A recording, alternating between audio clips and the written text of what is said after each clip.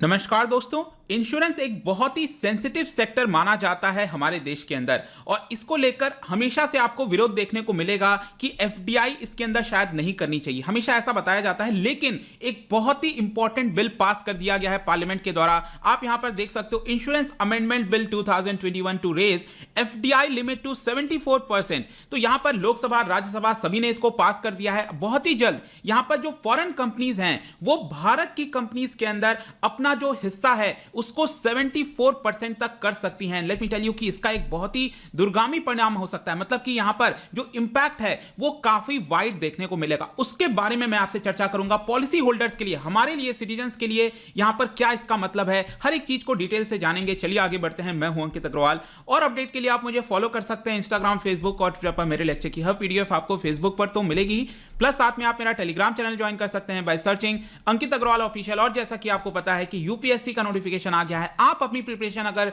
2021-22 कभी के लिए कर रहे हो तो यहां पर आप हमारे यूपीएससी कोर्स को ज्वाइन कर सकते हैं, जहां पर कॉम्प्रिहेंसिव वे में जो भी मटेरियल आपको चाहिए, करंट अफेयर से रिलेटेड, स्टैटिक पार्ट, हर एक चीज एक जगह आपको उपलब्ध करा दिया जाता है। चलिए यहां पर एग्जैक्टली देखते हैं हुआ क्या है। तो अभी जस्ट 22 ऑफ मार्च को लोकसभा ने भी यह बिल पास कर दिया। मैं आपको दिखा देता हूं। सबसे पहले यह बिल लाया गया था, इंट्रोड्यूस किया गया था राज्यसभा के अंदर 15 मार्च को। 18 मार्च को राज्यसभा ने पास कर दिया और फाइनली 22 मार्च को लोकसभा ने भी इसको पास कर दिया है। बेसिकली इस बिल के तहत क्या किया जा रहा है, क्योंकि एक नया एक्ट नहीं लाया जा रहा है, समझना है। पहले कोई एक एक्ट था जिसका नाम था द इंश्योरेंस एक्ट 1938। तो 1938 का एक्ट है वो आज भी चलता आ रहा है। इसी के अंदर हम अमेंडमेंट किए हैं और अमेंडमेंट के थ्रू क्या किया गया है, बेसिकली जो एफडीआई लिमिट है उसको 74% तक लाया गया है फ्रॉम 49%। तो ये जो एक्ट है, बेसिकली हम बात करते हैं इंश्योरेंस एक्ट 1938। ये एक्ट क्या करेगा, ऑब्वियस सी बात है, हमारे देश के अंदर जो इंश्योरेंस सेक्टर है उसको रेगुलेट करेगा। यहां पर जो बिजनेसेस हैं, जो रेगुलेशन है वो किस तरह से होंगी, इंश्योरेंस कैसे काम करेगा, जो रिलेशनशिप है इंश्योरेंस के इंश्योरर के बीच में, मतलब कि अगर हम इंश्योरेंस लेते हैं तो हमारे और कंपनी के बीच, जिससे हमने इंश्योरेंस लिया है उसके बीच, प्लस जो रेगुलेटर है हमारे देश के अंदर, रेगुलेटर कौन है, IRDAI, that is insurance regulatory development authority of India.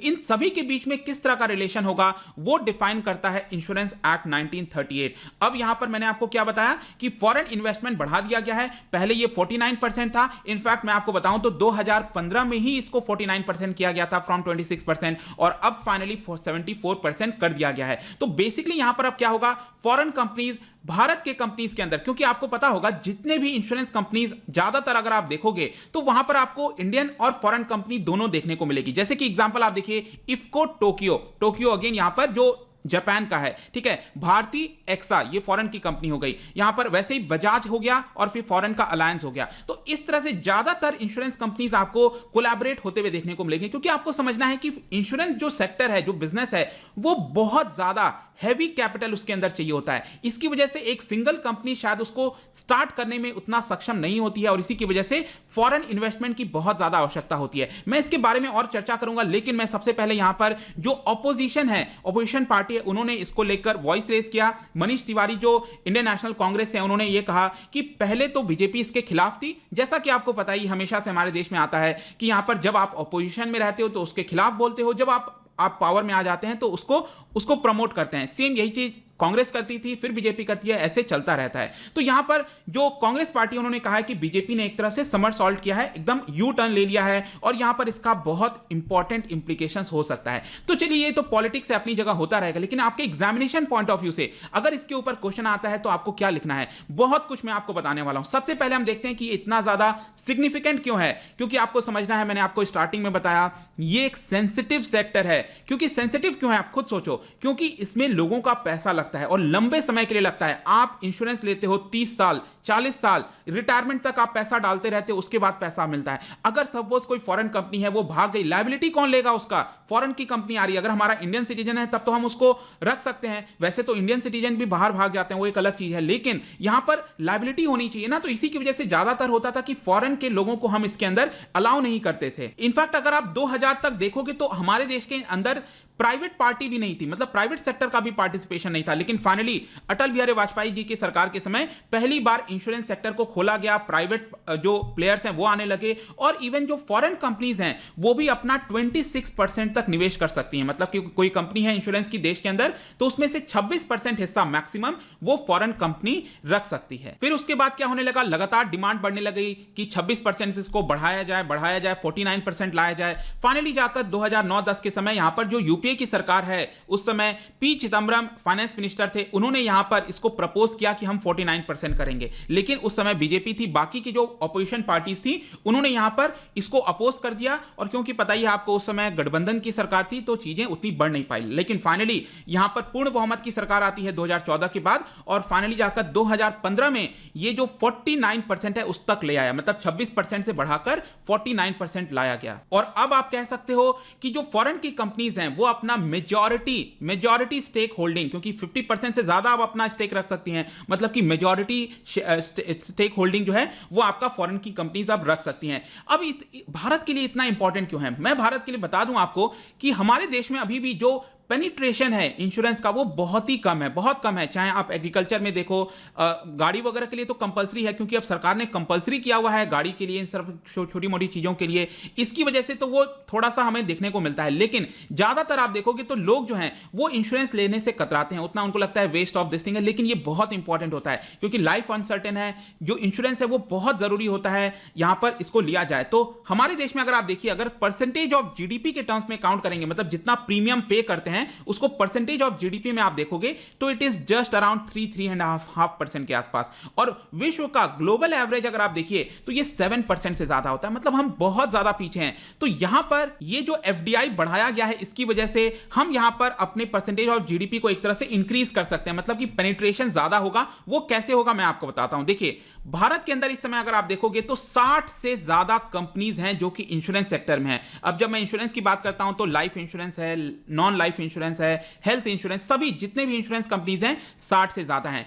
Bharat सरकार के द्वारा कितनी ओन की जाती हैं? जस्ट 6, जिसमें एलआईसी भी है, जो कि आपको पता ही है कि डिसइन्वेस्टमेंट उसमें जल्दी होने वाला है। तो अब भारत के लिए मदद कैसे करेगा? सबसे पहली चीज याद रखिएगा कि अब फॉरेन कंपनीज अपना हिस्सा बढ़ा सकती हैं। इसका मतलब क्या है? क्या ऐसे ही बढ़ा लेंगी? कैपिटल लेकर आएंगी, ज्यादा से ज्यादा पूंजी जो है और ज्यादा इंश्योरेंस सेक्टर के अंदर आएगा, मतलब कि यहां पर इनोवेशन होगा, ज्यादा बिजनेस फैलेगा। क्योंकि मैंने आपको पहले ही बताया जो इंश्योरेंस सेक्टर है वो बहुत ही ज्यादा कैपिटल इंसेंटिव होता है, इंटेंसिव होता है, सॉरी। तो यहां पर इंटेंसिव होने का यह मतलब है कि यहां पर जितने भी कंपनीज जो पॉलिसी सेल करती हैं वो सोचती हैं कि हमारे पास कैपिटल अच्छे से रखा रहे। क्योंकि आप खुद सोचो, अचानक से जो पॉलिसी होल्डर्स हैं, किसी का एक्सीडेंट हो गया, कार का डैमेज हो गया, तो यहां पर इंश्योरेंस कंपनीज को तो वो चुकाना पड़ेगा ना वो पैसा। तो फ्यूचर क्लेम को मीट कर पाए इसके लिए उनको एक सर्टेन अमाउंट रखना चाहिए। तो आईआरडीआई ने मैंडेट कर रखा है कि आपका सॉल्वेंसी रेशियो 150% मिनिमम होना चाहिए। सॉल्वेंसी रेशियो का मतलब होता है, बहुत ही सिंपल है, कि जितना लायबिलिटी है उससे ज्यादा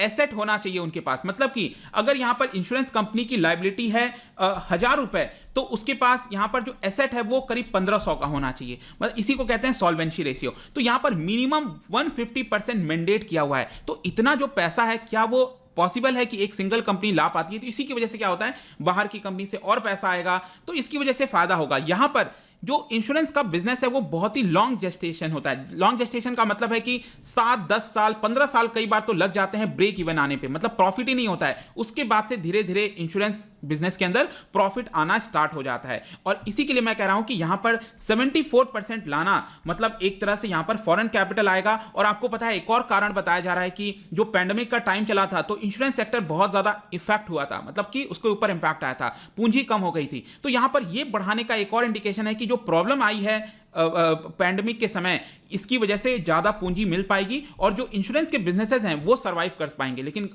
अदरवाइज क्या होता कि कुछ बिजनेसेस यहां पर डूब भी सकते थे। अब देखिए यहां पर एक और क्वेश्चन आता है कि जो पॉलिसी होल्डर्स है, जो मैंने आपसे क्वेश्चन पूछा स्टार्टिंग में, कि जो पॉलिसी होल्डर्स कौन है, हम आप जितने भी सिटीजन्स हैं जो पॉलिसी को खरीदते हैं, उनके लिए इसका क्या अर्थ हुआ? हमारे लिए और ज्यादा फायदेमंद होगा। कैसे होगा? यहां पर ग्लोबल इंश्योरेंस फर्म जो है और ज्यादा भारत के अंदर आएगी। अब उनको लगेगा कि चलो यार, अब तो हम मेजॉरिटी स्टेक होल्डर बन सकते हैं, तो हम चलो भारत चलते हैं, यहां पर निवेश करेंगे। मतलब कि कंपटीशन बढ़ेगा, ज्यादा इंश्योरेंस कंपनीज आएगी, हमें कम प्राइस पर बेटर प्रोडक्ट्स देखने को मिलेंगे, चॉइस हमारी ज्यादा बढ़ जाएगी, यहां पर इनोवेटिव प्रोडक्ट मिलेगा, कस्टमर सर्विस बेटर होगा। इनफैक्ट यहां पर आप सोच के देखो, इंश्योरेंस में अक्सर हमारे दिमाग में क्वेश्चन आता है कि अगर ऐसा हो गया, हमारे साथ कुछ दुर्घटना हो गई तो क्या इंश्योरेंस कंपनी हमें क्लेम देगी कि नहीं देगी? अगर हमने 1 करोड़ का इंश्योरेंस वाला ले रखा है, क्या वो 1 करोड़ मेरे फैमिली को आएगा कि नहीं आएगा? तो जो क्लेम सेटलमेंट है वो भी बेटर होगा, क्योंकि यहां पर अब लोग कंपेयर करेंगे ना कि ये कंपनी अच्छे से क्लेम कर देती है, ये नहीं करती है। तो इसकी वजह से मैं कह रहा हूं कि पॉलिसी होल्डर्स को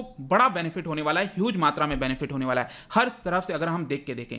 लेकिन यहां पर जो कंसर्न्स क्या है कि क्या बाहर का कोई व्यक्ति हमारे इंश्योरेंस सेक्टर को कंट्रोल करेगा? इन सब चीजों को देखते हुए सरकार ने कुछ सेफगार्ड रख लिए हैं। सेफगार्ड क्या यहां पर रखा है कि जो की मैनेजमेंट पोजीशंस है इंश्योरेंस कंपनी के अंदर, भले ही सपोज मैं कहता हूं बाहर की कोई कंपनी है, उसने 74% मतलब 70% मान के चलो अगर स्टेक ले लिया है, मतलब कि कोई भी कंपनी में अगर आपके पास 70% स्टेक है, इसका मतलब क्या हुआ कि सभी डिसीजन, जो भी इंपॉर्टेंट डिसीजन है वो आप अकेले ले सकते हो। लेकिन सरकार ने यहां पर क्या किया है, भले ही आपके पास मेजॉरिटी स्टेक होल्डर हो, लेकिन जो इंपॉर्टेंट डिसीजंस हैं, अगर यहां पर कोई भी मैनेजमेंट पर जो बोर्ड में व्यक्ति होते हैं वो रेसिडेंट इंडियंस होने चाहिए। मेजॉरिटी ऑफ जो लोग होंगे वो भारतीय जो आपके रह रहे हैं भारत के अंदर, वही डिसीजन ले सकते हैं। यहां पर इंडिपेंडेंट डायरेक्टर्स मिनिमम 50% होने चाहिए। इनफैक्ट जो भी प्रॉफिट होगा इंश्योरेंस कंपनी का, उसका कुछ हिस्सा जनरल रिजर्व में रख दिया जाएगा। ऐसा नहीं है कि फॉरेन कंपनी आई और पूरा पैसा उठाकर लेके चली गई, उसका कुछ हिस्सा यहां पर एक रिजर्व में रखना होगा। कल के डेट में कुछ आपदा आ जाती है, कोई प्रॉब्लम आ जाती है, तो वो रिजर्व में से पैसा यूटिलाइज किया जा सकता है।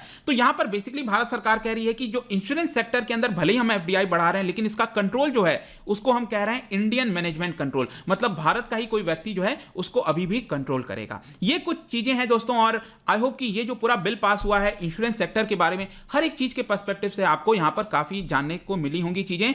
जाने से पहले विश्व भर में एक इंटरनेशनल ऑर्गेनाइजेशन है इंश्योरेंस से रिलेटेड, इसका नाम है international association of insurance supervisors. क्या आपको पता है इसके बारे में? नहीं पता तो ये 3 स्टेटमेंट हैं, इसको सॉल्व करिए। इसका जो राइट आंसर है आपको हमेशा की तरह इंस्टाग्राम पर तो मिलेगा ही। अगर आप इंस्टा पे नहीं हो कोई बात नहीं, टेलीग्राम से आप इसका राइट आंसर ले सकते हैं। मैं कई सारे एमसीक्यूज यहां पर डालता रहता हूं, स्टोरीज के फॉर्म में आप जाकर प्ले कर सकते हो। अगर आप मुझसे इकोनॉमी पढ़ना चाहते हैं, कोई भी कोर्स परचेस करना चाहते हैं, स्टडी IQ ऐप पर जा सकते हैं। आई होप कि ये वीडियो आपको पसंद आया होगा। मिलता हूं आपसे next time. Till then thank you very much, see you soon.